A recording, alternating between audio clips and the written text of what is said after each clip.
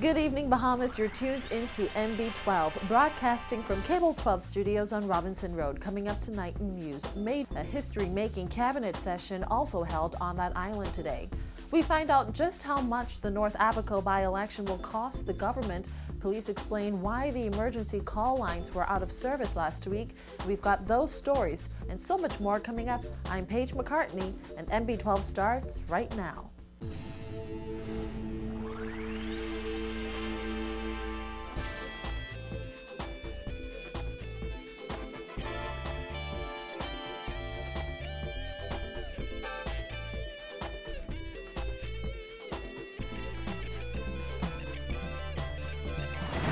Welcome once again to MB12. Some voters in the North Abaco constituency are expected to cast their ballots for the upcoming by-election in an advanced poll next week Monday. Parliamentary Commissioner Errolbethel says if necessary, provisions will be made for those constituents to vote in Nassau as well as Abaco on that day. He also revealed that the North Abaco by-election will cost taxpayers about $25,000. Vonnie Toot reports.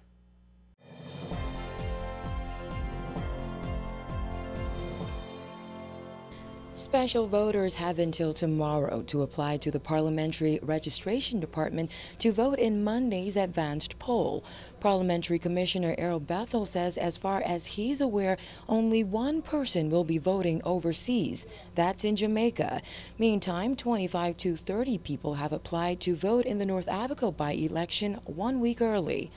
Some people in Abaco have made reservations, have made applications ready to vote in advance. And I don't know if there are persons in Nassau who may fit into the category, but if people in Nassau fit into that category, then they need to make applications as soon as possible, because the closing date for that would be tomorrow, which is the 3rd. After that date, we'll accept no applications because we will be obliged to make the list available for inspection so that people can be ready for Monday.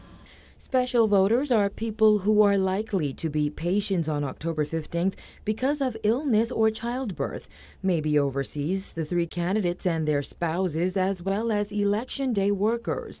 4,517 names are listed on the North Abaco Voters Register.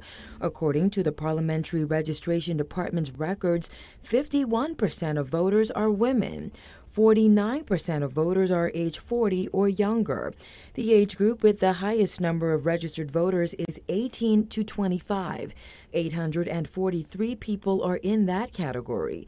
The age group with the second highest number of voters is 46 to 50, with 514 people. Bethel says they are currently reviewing the voters' register to ensure that any errors may be corrected before voters head to the polls. Additionally, he says a training session was held in Abaco today to prepare staff for the highly anticipated by-election. I don't expect to have anybody traveling to Abaco for the election, because what we do in elections throughout the country is we normally select staff in the particular area, and those persons they conduct all the elections. So we know for sure who the returning officer is, we know who the presiding officers are, and the persons who will work along with them.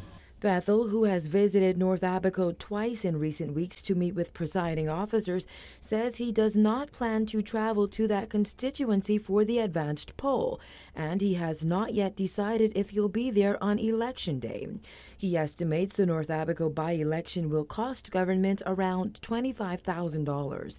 When you think about, say, Abaco, for instance, you have to think about the fact that, say, a place like Green Turkey is off from the mainland. Also, Grand Key is off from the mainland, and you have to think about transportation to these places for prior to election and after election to move the ballot boxes, that sort of thing. And whenever you have to make movements, of course you have to pay for the movements that you have to make. The Parliamentary Commissioner expects North Abaco voters to turn out in large numbers this month, just as they did back in May.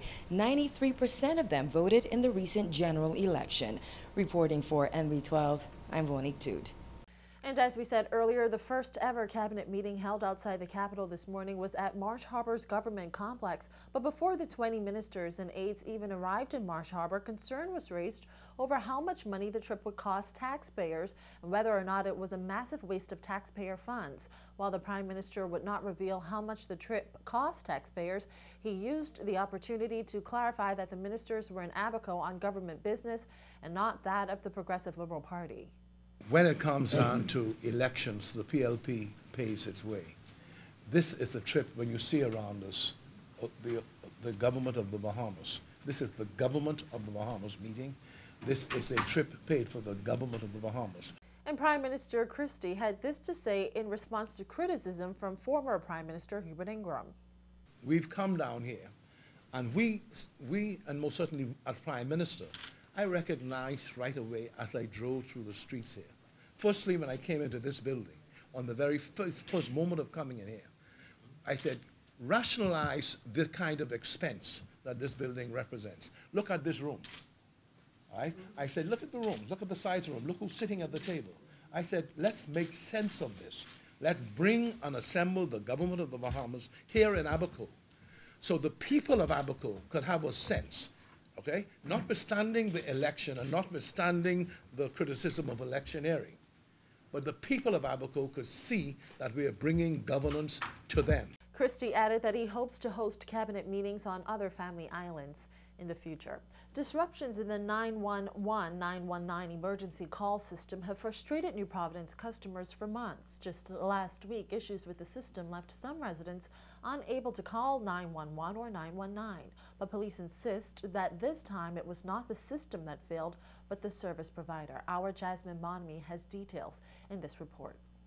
For years now, the emergency 911-919 call system has been plagued with a number of issues, and despite the recent installation of a new multi-million-dollar system, those issues continue to persist. Assistant Commissioner of Police Hewlin Hanna says the system is back online following some disruptions last week, but these latest disruptions are being experienced on a recently installed state-of-the-art E919 system. Before its installation, police officials said the new system would eliminate issues faced in the past, and according to Hanna, the most recent issues have nothing to do with the $3 million E919 system, but problems with services provided by BTC. The providers of the service, that is the system that is necessary for 919 to work, at times that may pose a challenge, but fundamentally 919 works. If the provider, that is the other piece in the component, if that has challenges from time to time, then obviously yes, then obviously we'll be challenged, okay? And so inasmuch as that may be the case from time to time, what we as a responsible organization would do, we would put the other numbers there so that members of the public can always have access to us. Of course, acts of nature or acts of God, we have no control over.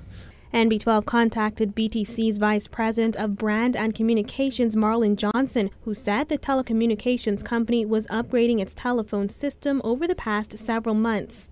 However, he said he did not want to speculate if that was the reason for issues with the emergency call system. Meantime, disruptions in services to the emergency call center at the police control room are nothing new. In September 2010, the call system went down for a 12-hour period. In June of this year, the system also failed for several days after a lightning storm. But Hannah says the new system is working out well. As of mid-July, that system was officially launched, up and running.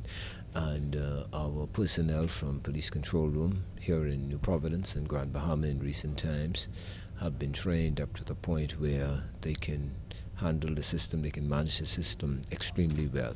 In the meantime, police have set up other 7-digit numbers that will act as substitute emergency lines until the system is back online. But Hannah says police officials soon hope to have those numbers removed, as they expect they'll no longer need them in the very near future. On our website, we still have those alternate lines up, but we are going to move hastily and have them removed because the system is fully functional as I speak.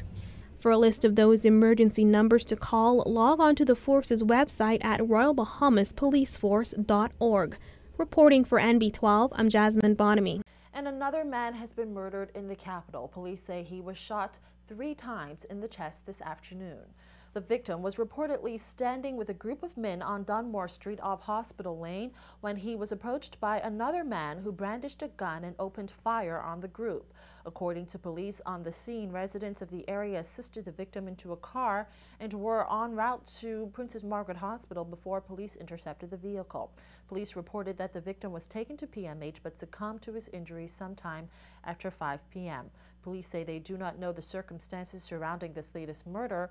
This latest incident pushes the murder count for 2012 so far to 88. Well, gas fumes leaking into Cable Bahamas' offices on Robinson Road forced the company to evacuate some of its staff today. Those fumes reportedly came from the service station adjacent to Cable Bahamas and leaked into one of the Cable Bahamas buildings after a fuel delivery. The fumes caused nausea and vomiting among some Cable Bahamas staff, according to Cable Bahamas Vice President of Engineering John Gomez. Gomez said the customer service building had to be partially evacuated, but customers were not affected. He added that all personnel who were impacted were treated on site and taken to hospital. He said the operation is now back to normal.